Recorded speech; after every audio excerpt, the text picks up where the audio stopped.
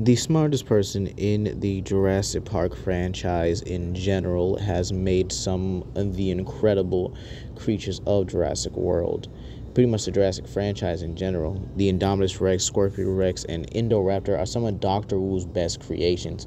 Albeit we do see that he does have certain feelings towards his projects, like the Scorpius Rex, which is actually an incomplete or basically a failed project. We even see in Jurassic World the game where he's able to create, or at least you are, but again, this is kind of his work. He's able to create these beautiful looking hybrids out of herbivores and carnivores.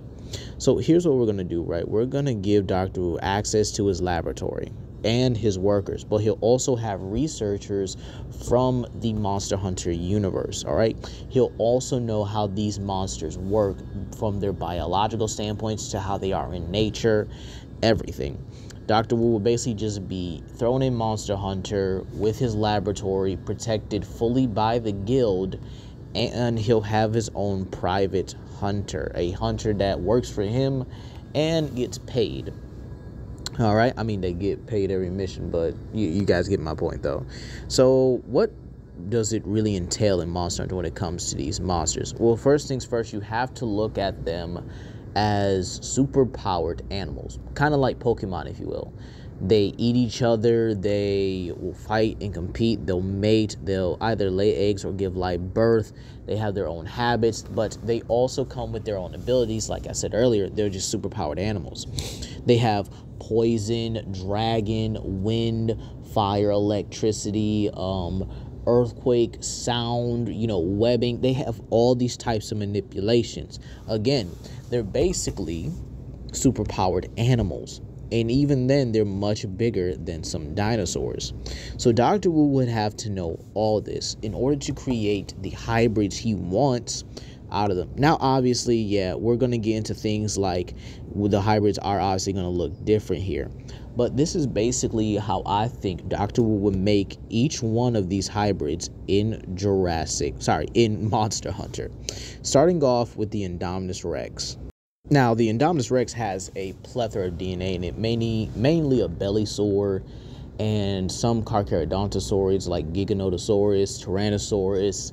Obviously you get my point, right? Tyrannosaurus, Velociraptor, and Therizinosaurus aren't a bellysaurids, but, or Carcharodontosaurus respectively, but you guys get my point. It's a plethora of DNA combined into the Indominus Rex here. However, I am going to limit it to specific monsters.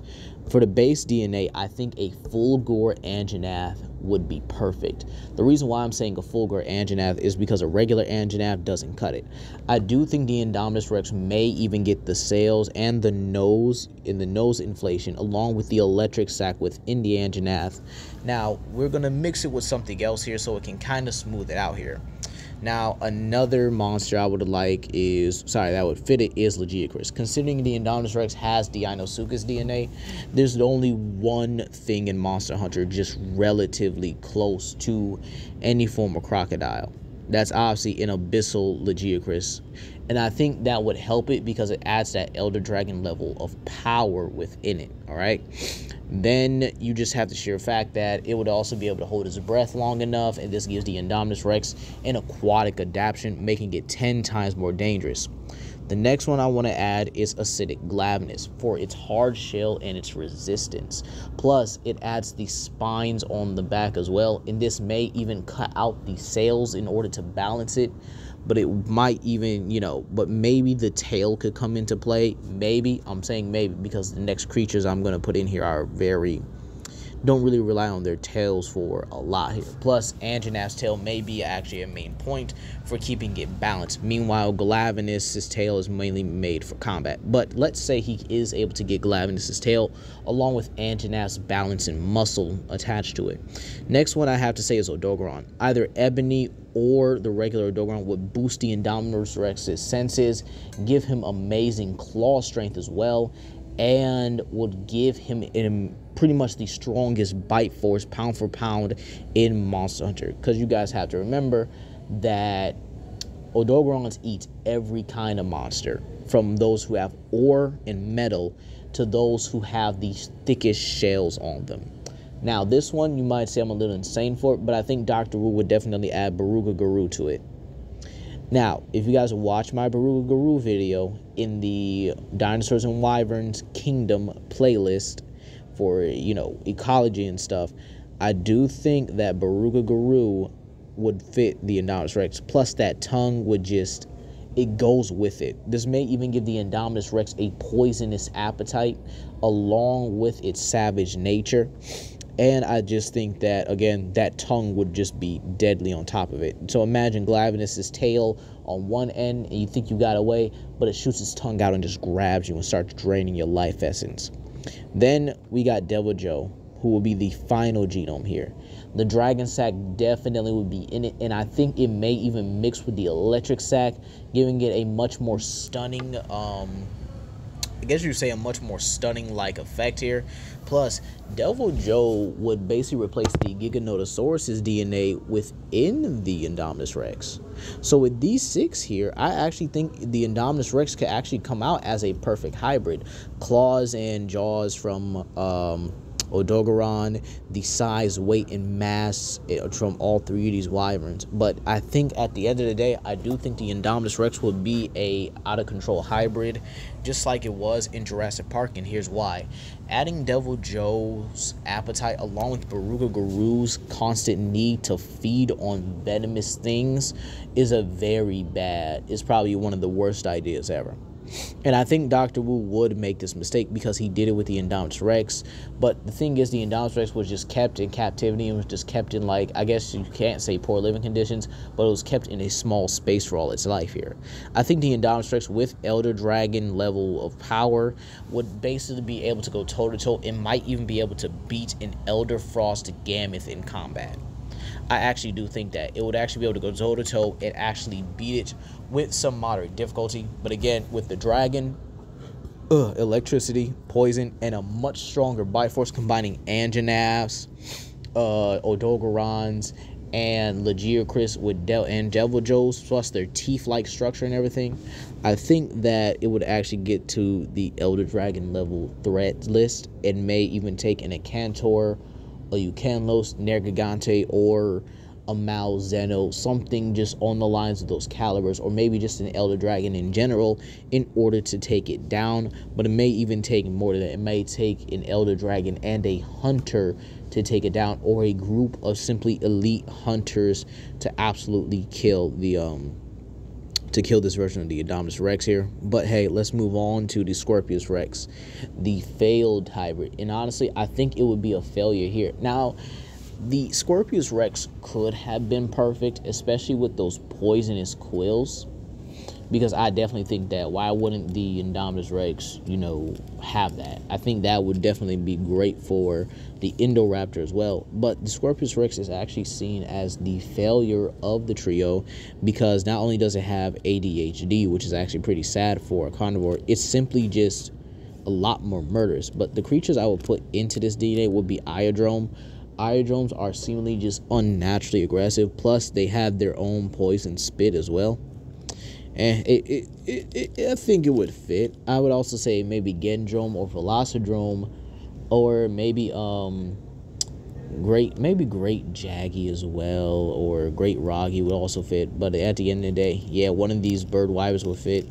Also, Yangaruga would also work for Scorpius Rex, simply because the Scorpius Rex has a sonic screecher, and I think this would absolutely help with the Scorpius Rex, considering it did have a sonic roar that was able to disable and even harm prey. So I think with that being said, Yangaruga definitely gets it his DNA and definitely gives the Scorpius Rex probably an intelligence boost as well. Next off, we have Seragios for those scales and quills. I think that would be that would actually be perfect, believe it or not. And maybe with Seragios' DNA, I could definitely see it getting like that spike, you know, that spike, I guess you say that spikes around his neck and head here. Like, you see how its neck is like, and it's able to just move those frills and stuff. I definitely think that. And finally, Astalos.